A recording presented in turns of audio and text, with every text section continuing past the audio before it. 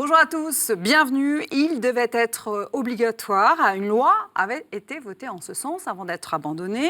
L'idée d'un CV anonyme pour lutter contre la discrimination à l'embauche a fait long feu en France. C'était pourtant, je le rappelle, une des promesses de campagne de François Hollande. Le Conseil d'État avait même ordonné que ces décrets d'application soient publiés. Ça, c'était en 2014. Et puis plus rien.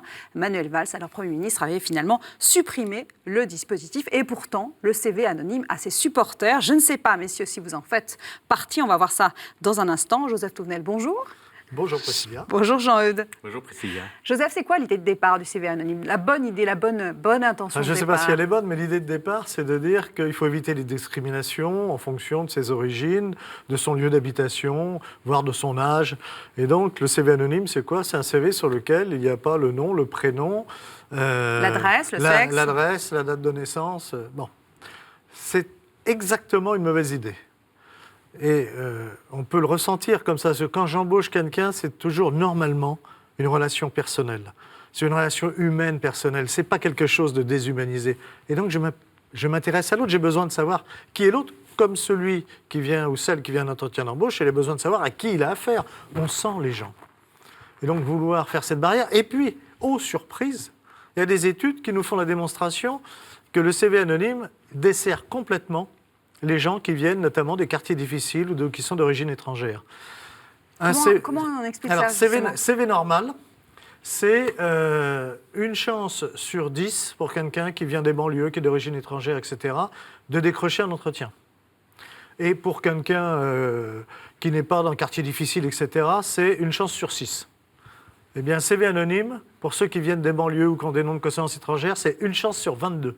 Et on se dit, tiens, comment ça se fait? Eh bien, d'abord, c'est la démonstration que nos entreprises, en règle générale, et la société française ne discriminent pas du tout les gens qui sont dans des quartiers difficiles, d'origine étrangère ou jeunes, etc. C'est la démonstration. Et pourquoi une sur 22 quand c'est anonyme?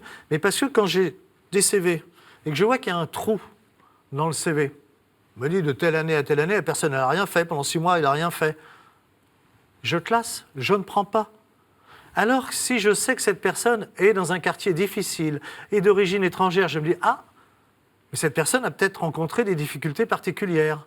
Alors, je vais lui donner sa chance. Alors, je vais la rencontrer pour voir. » Elle va sortir du lot. Alors que là, vous dites, on va faire, parce on les que met tous au même ça niveau. se fait statistiquement, on le voit. Et ça, c'est très intéressant. Bravo à la société française d'avoir ce regard intelligent et humain en disant « Tiens, personne a peut-être eu des difficultés particulières.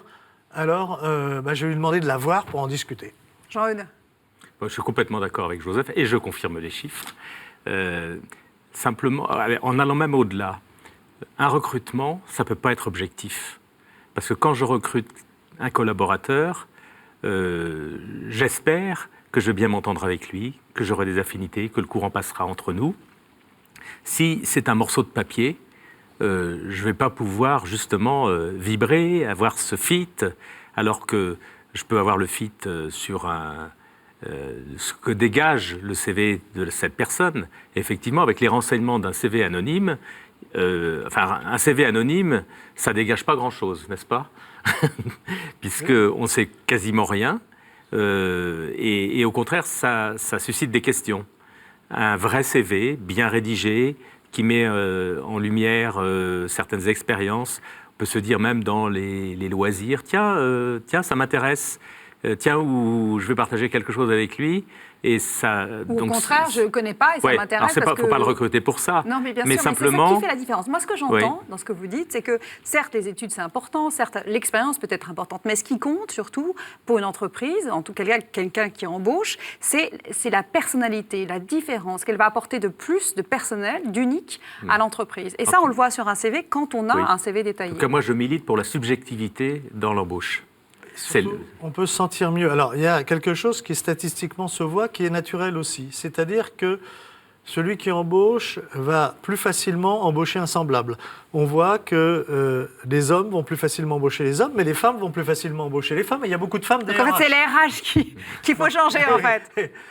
On voit que quelqu'un de jeune va plus facilement embaucher quelqu'un de jeune, qu'un breton va plus facilement embaucher un breton. Tout ça est naturel. Alors, il faut en avoir conscience. Et pas faire une obsession. Je suis un homme de 45 ans d'origine bretonne qui va embaucher que des hommes de 45 ans d'origine bretonne. D'accord. Mais en fait, le milieu de travail, c'est aussi une ambiance. Ben oui. Et si je me trouve mieux dans cette ambiance, parce qu'on pourra parler des choses de la mer ou pas, ou par exemple, quand je vois, pas très loin de chez moi, un magasin qui doit être en totale illégalité, parce que visiblement, ils choisissent leurs collaborateurs. Il se trouve que c'est un magasin qui fait aussi de la restauration chinoise. Eh bien, vous verrez, ce ne sont que des Chinois. Et je comprends parfaitement que la communauté chinoise, pour vendre des chinoiseries, embauche des Chinois. Tout le monde s'y trouve mieux. Moi, ça ne me choque pas. Pourtant, c'est interdit par la loi. Si on veut être embauché par Joseph à la CFTC, on met scout en bas, on est sûr que ça marche. Hein. C'est un regard, et j'avais fait une embauche il y a quelques années, où ce qui m'avait intéressé dans le CV d'une jeune fille, c'est qu'elle avait redoublé sa première année de droit. Et dans le même temps, alors à l'époque, elle avait 19 ans, et en même temps, elle était déjà monitrice de voile au Dlénan. Et puis ça, c'est intéressant. Quelqu'un qui est monitrice de voile au Dlénan à 19 ans, mais qui redouble son année de droit, c'est qu'elle n'est pas que le nez dans ses bouquins. Ça a été une excellente embauche. Mais c'est peut-être paradoxal, alors que c'est Joseph le syndicaliste et moi le syndicaliste patronal. Je pense pas, c'est pas si beau que la situation n'est pas si belle que laisse entendre Joseph, parce que la discrimination, elle est réelle, elle existe. Ce que l'on dit tous les deux, c'est que le CV anonyme ne va pas régler ça. Pour autant, il faut trouver les moyens de lutter contre la discrimination à l'embauche, c'est-à-dire la perte de chance de certains par rapport à leur potentiel. Et comment faire alors ? Ah ben c'est de la sensibilisation, c'est de l'éducation. Un processus à long terme. C'est de l'invitation à l'audace, pour reprendre un mot que j'ai déjà utilisé dans une autre émission. Il y a une semaine de mémoire. Oui. Et en tout cas, inviter ceux qui embauchent à oser recruter le différent, ça peut porter des fruits. Et quand je dis oser recruter le différent, en fait, ça s'adresse à chacun d'entre nous. Et là, ça rejoint cette invitation à l'altérité, c'est-à-dire à oser toujours aller à la rencontre du différent. C'est une des choses les plus difficiles à faire pour l'être humain, d'aller à la rencontre du différent, parce que la différence fait peur.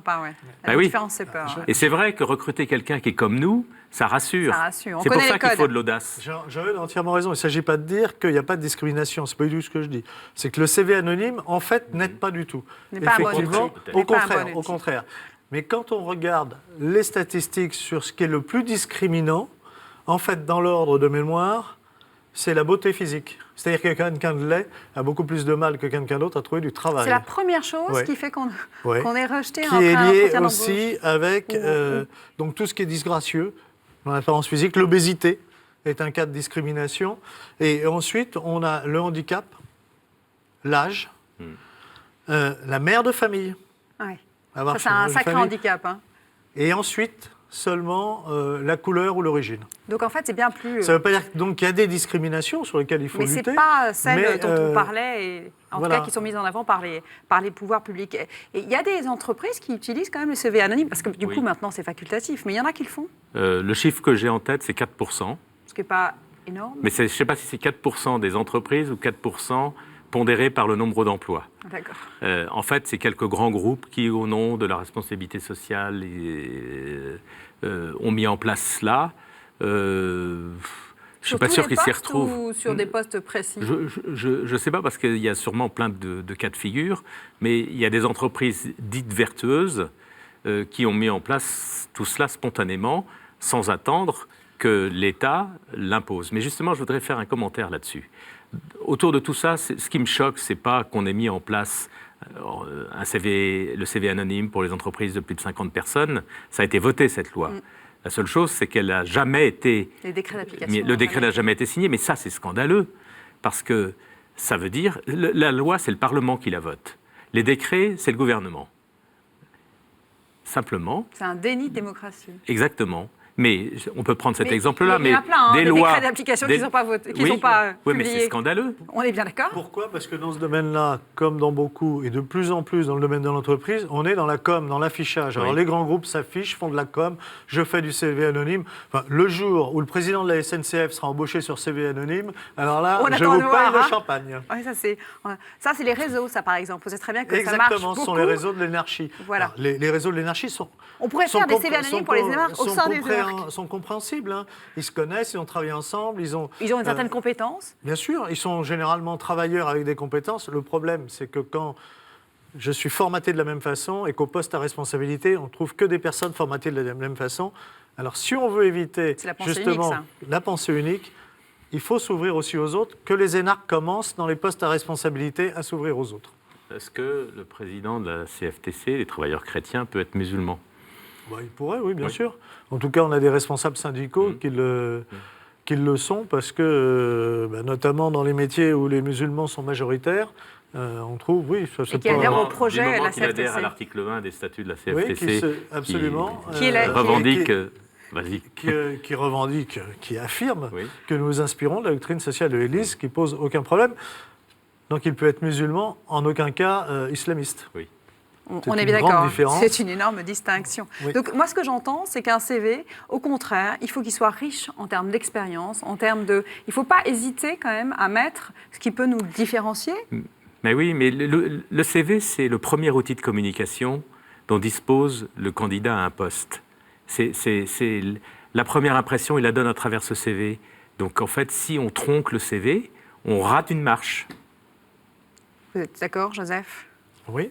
Et puis au-delà du CV, encore une fois, le CV, on a quelque chose qui attire l'œil ou pas, et c'est le contact humain, la relation humaine.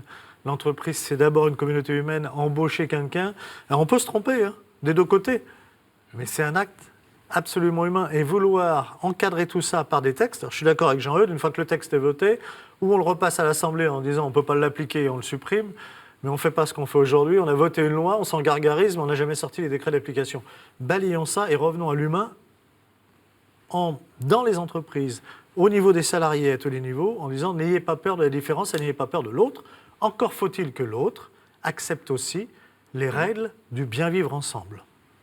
Merci à tous les deux. C'est une très belle conclusion sur ce sujet du CV anonyme. Vous êtes d'accord? J'allais dire presque encore une fois, comme quoi quand on met des personnes de bonne volonté autour d'une table, même de positions différentes, on peut y arriver. Merci à vous de nous avoir suivis. À la semaine prochaine.